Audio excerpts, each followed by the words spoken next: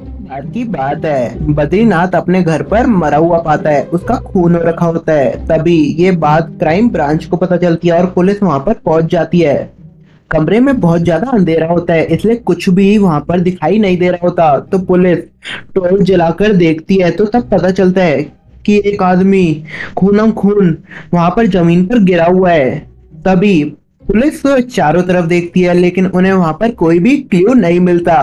तभी वह उन तीनों को बुलाते हैं जो कि बद्रीनाथ के सबसे करीबी थे। तो सबसे पहले होती है उसकी वाइफ मायरा, दूसरी होती है उसकी बेटी खुशी, और तीसरा होता है उसका नौकर जो कि सारे घर के काम करा करता था। पुलिस को उन तीनों पे ही शक होता है।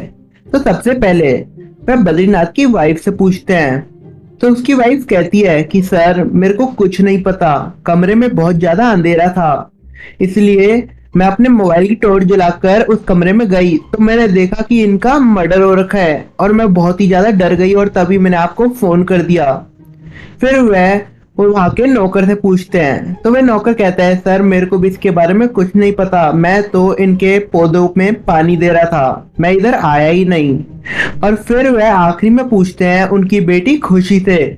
तो उनकी बेटी जो खुशी है वह कहती है कि सर मेरे को भी कुछ नहीं पता, लेकिन हाँ, जब मैं इनके कमरे में आई मैंने देखा कि इनको किसी ने चाकू से मार रखा है, लेकिन अब चाकू यहाँ पर नहीं है, मुझे कुछ भी नहीं पता इसके अलावा।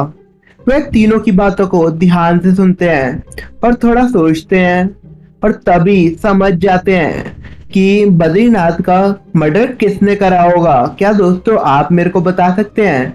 आपके पास सोचने के लिए 10 सेकंड है, ज्यादा टाइम के लिए वीडियो को पॉज करिए।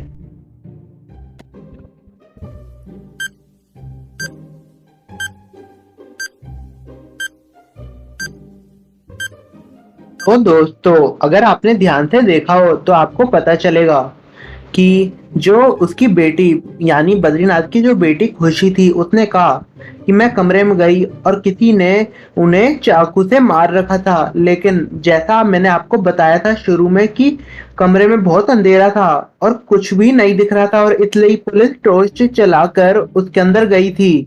तो सोचने वाली बात यह है कि खुशी ने बिना टॉर्च के कैसे पता लगा लिया कि उसके पापा को किसी ने चक्कू मार रखा है जबकि उस कमरे में बहुत अंधेरा था। तो दोस्तों इससे तो यही पता चलता है कि खुशी ने ही अपने पापा यानी बद्रीनाथ का मर्डर करा है। तभी पुलिस उसे हथकड़ी पहना देती है। तो क्या दोस्तों आपको ही पता चल चुका था? पुलिस के इस मस्त दिमाग के लिए अभी के अभी जल्दी से वीडियो को लाइक कर दीजिए। तो दोस्तों चलिए अब आपको मेरे को बताना है कि इन तीनों में से कौन बॉस है। तो इसके लिए भी आपके पास सोचने के लिए 10 सेकंड है, ज्यादा टाइम के लिए वीडियो को पॉज कीजिए।